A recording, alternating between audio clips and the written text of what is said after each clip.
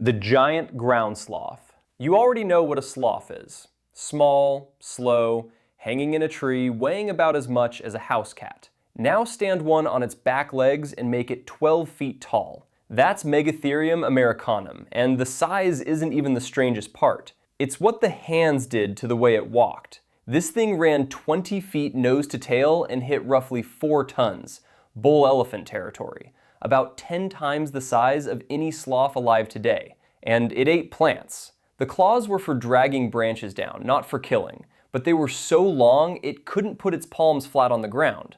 So it didn't. It knuckled along on the outer edges of its own feet, which is why its fossil trackways look like something hauling itself sideways across South America. Nature gave it hands it couldn't walk on, then made it 4 tons anyway. Bold. 4 million years of being the biggest thing on the continent, and then a few thousand years where the whole thing just stops. And there are cut marks on Megatherium bones.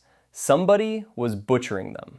The Megalania. Australia's reputation for wildlife that wants you dead is a running joke by now. 50,000 years ago, the joke had something much bigger inside it. Varanus priscus was a monitor lizard, same genus as the Komodo dragon, and the largest lizard that ever lived on land. Here's the weird part. Nobody can agree on how big. There has never been a complete skeleton, so every number comes out of scattered vertebrae and a lot of math. The old claim put it at 23 feet and 1,300 pounds. A reanalysis in 2002 cut that to about 15 feet and called the earlier work flawed. Then the same researcher revised back up in 2009 to at least 18 feet and roughly 1,268 pounds. For reference, a Komodo dragon is 10 feet and 150 pounds. A big saltwater crocodile is the next rung up. Megalania sat above both, and it took the top slot because Australia had no large placental carnivores to compete with. So the deadliest animal on an entire continent was a cold-blooded lizard. Great. The gap between the low estimate and the high one is about 8 feet of animal, which is a strange amount of lizard to misplace. The woolly mammoth. This is the animal everyone pictures the second they hear the words Ice Age, which is exactly why the real ending is so disorienting. Mammoths ranged right across northern Eurasia and into North America, and the mainland populations collapsed around 10,000 years ago. That's where the story usually stops. It shouldn't. Rising seas cut off a group of them on Wrangel Island off the Siberian coast, and that population kept going for roughly another 7,000 years, starting from at most 8 animals and growing to 200 or 300. A family reunion that got badly out of hand and then held steady for 6 millennia. So line up the dates. The Ice Age ends around 10,000 years ago. The Great Pyramid of Giza goes up around 4,500 years ago. The last Wrangel mammoths were alive about 4,000 years ago. Picture that. A shaggy elephant standing on a frozen island in the Arctic Ocean while thousands of miles southwest, somebody is setting the last stones on the Great Pyramid. A genome study in 2024 found those island mammoths were heavily inbred, then concluded that probably isn't what finished them. Most people assume mammoths and glaciers went out together. There's no clean line where the Ice Age ends and history starts, because for about 3,000 years, both were happening at once. If prehistoric animals are your thing, I make videos like this one all the time, and I'd really appreciate it if you subscribed. Thanks. The Doedicurus. There was a real animal, recent enough that people watched it walk around, built like a piece of siege equipment. Doedicurus clavicaudatus was a glyptodon, same family as living armadillos, wandering South America inside a rigid, domed shell about the size of a compact car. It averaged around 3,100 pounds, and one specimen works out to over 5,000. But the shell isn't the impressive part. The tail is. It ended in a spiked club that may have weighed 143 pounds on its own. Modeling suggests the animal could swing that club at roughly 25 miles per hour. A single connecting blow put out something in the range of 60 kilonewtons of force. Nature took an armadillo, doubled it again, and then bolted a mace onto the back. The tail worked because it was a rigid rod of fused vertebrae, which turns the whole structure into a lever with all the weight parked at the far end, a sledgehammer you're born holding. It may have been the last glyptodont standing, with remains dated to around 7,000 years ago, which puts a spike-tailed armadillo the size of a car inside the same window as early farming. The giant beaver. Beavers are the animal everybody points to as nature's engineer. The biggest one that ever lived engineered nothing. Castorides ohioensis averaged about 6 feet and topped out over 7, weighing between 200 and 275 pounds. A modern North American beaver tops out around 60. Think black bear, then keep going. That makes it the largest rodent North America has ever produced. Despite the name, there's no evidence it ever built a dam, raised a lodge, or cut down a single tree. Stable isotope work published in 2019 showed it was eating submerged aquatic plants, and its incisors were the wrong shape for felling timber anyway, which is a little embarrassing for a beaver. That diet locked it to wetlands for both food and shelter, so when the ice sheets pulled back and the climate dried out, the wetlands went, and it went with them. Scientists spent a long time assuming this thing had to be a giant lumberjack, and the chemistry inside its own teeth quietly said no. The most famous dam builder on Earth had a giant cousin that never built anything, and that's very likely why the giant one is the one that's gone. Being extremely good at one thing works right up until that one thing goes away. The Scimitar Cat. Everybody knows the saber-toothed cat. Almost nobody knows about its longer-legged relative, which had a hunting strategy specific enough to leave behind something close to a crime scene. Homotherium serum had shorter fangs and much longer limbs than Smilodon, built for running rather than ambush. It looks like somebody took a saber-tooth, filed the teeth down, and gave it the back end of a hyena. In the late 1940s and early 1950s, a team from the Texas Memorial Museum excavated Friesenhahn Cave near San Antonio. They pulled out 1 complete adult Homotherium and 2 complete juveniles. They also pulled out the remains of young Columbian mammoths, more than 300 juvenile mammoth teeth out of a single cave. The entrance sloped up to the surface, so the cats could haul prey inside, and the age profile of those remains points at targeted hunting, rather than scavenging whatever turned up. The entire body plan is built around one narrow job, which is an oddly specific thing for a cat to be. It didn't hunt mammoths, it hunted mammoth calves, generation after generation, which is a much colder thing to be good at. A strategy that specific takes a very long time to build, and almost no time at all to lose. The Irish Elk.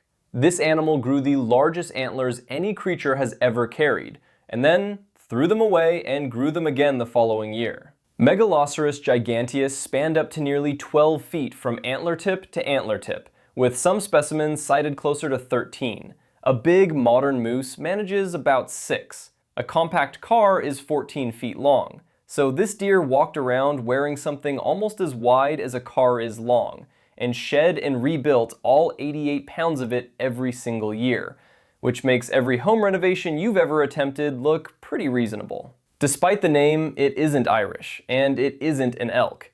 It ranged from northern Spain to Lake Baikal in southern Siberia, and it's a deer, closer to the fallow deer than to anything anyone calls an elk. Growing that much bone annually demands enormous amounts of calcium and phosphate, and when the open woodland of the late Pleistocene thickened into dense forest, that budget got very hard to balance. The antlers everyone blames for killing it worked perfectly well for 400,000 years, right up until the ground underneath them changed. The Siberian Unicorn.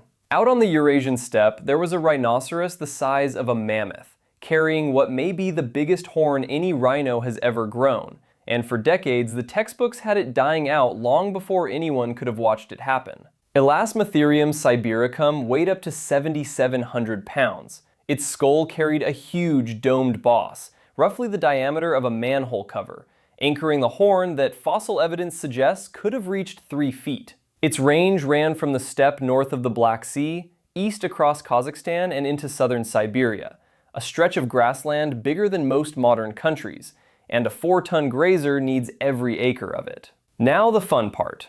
The old claim put this animal extinct between 200,000 and 100,000 years ago. A study in 2018 confirmed it was still alive at least 39,000 years ago, which means modern humans and the Siberian unicorn shared a continent. For 160,000 years, science had the ending in the wrong place entirely. That same work concluded the shift in Ice Age vegetation closed it out, not hunting. It was a dry grass specialist, and the dry grass went. The horn itself has never been found, and never will be, because keratin doesn't fossilize. We know the biggest rhino horn in history existed only from the socket it left behind. The Macrauchenia. Some extinct animals are lost because they died. This one got lost twice, because for nearly 2 centuries, nobody could say what it even was. Macrauchenia patachonica was roughly camel-sized, about a ton, wandering South America until the end of the Pleistocene. Charles Darwin collected pieces of it during the Beagle Voyage in the 1830s, and called the South American hoofed mammals the strangest animals ever discovered. He wasn't being dramatic. It had a camel's body, a horse's legs, and nostril openings sitting on top of its skull instead of at the end of its snout, which is a layout nothing alive uses. A collagen protein study pulled it toward the odd-toed hoofed mammals, and a mitochondrial genome published in 2017 confirmed it as the sister group to horses, rhinos, and tapirs, splitting off around 66 million years ago. That's 183 years to file one animal. Those nostrils might mean a trunk, or a snorkel, or something with no living equivalent at all, and without soft tissue, nobody can close the question. The uncomfortable part isn't what we know about these animals, it's how much we lost before anyone thought to write it down. The Diprotodon. Australian marsupials are already the strangest mammals on the planet. This was the biggest one that ever existed, and it was essentially a wombat with the scale turned all the way up. Diprotodon optatum stood about 6 feet at the shoulder and weighed close to 3 tons. Not a distant wombat-shaped relative either. A wombat's face and a wombat's build on a body the size of a rhinoceros. Its fossils turn up across the entire Australian mainland, and at Lake Callabonna in South Australia, dozens of individuals were found together in a dried salt lake bed. They appear to have walked out onto that drying lake looking for water and become mired in it, which is exactly the failure you'd expect from a 3-ton herbivore in a drying climate, when the water it needs and the ground that can't hold it are the same place. Estimates for when they vanished cluster somewhere between 40,000 and 25,000 years ago. Every wombat alive today is a scaled-down survivor of a lineage that once produced a 3-ton animal, which recontextualizes the wombat considerably. Steller's sea cow. This is the only giant on this list whose entire scientific record fits inside one human lifetime. Hydrodamalis gigas was a sirenian, running somewhere between 23 and 30 feet long at around 8 to 10 tons. It was a manatee scaled up to the length of a school bus, floating so high in the water that it couldn't fully submerge, and it had no teeth. None at all. Just a pair of keratin plates for grinding kelp, which is a bold way to build a 10-ton animal. It had been in the North Pacific since the Pleistocene, ranging from Japan through the Aleutians down to California. Glacial cycling collapsed that range to one relict population in the Commander Islands, and a genome study in 2021 found the species was already declining before Paleolithic humans ever arrived. The clock was running long before anybody showed up. Georg Steller described it in 1741. The last known individuals were killed by 1768. Every giant on this list got at least a few thousand years of ending. This one got 27. 27 years is the entire scientific record of a 30-foot animal that had been swimming the North Pacific since long before there was anyone around to see it. That's the list. I put out a new animal video every week, so hit subscribe and I'll see you in the next one. Thanks for watching.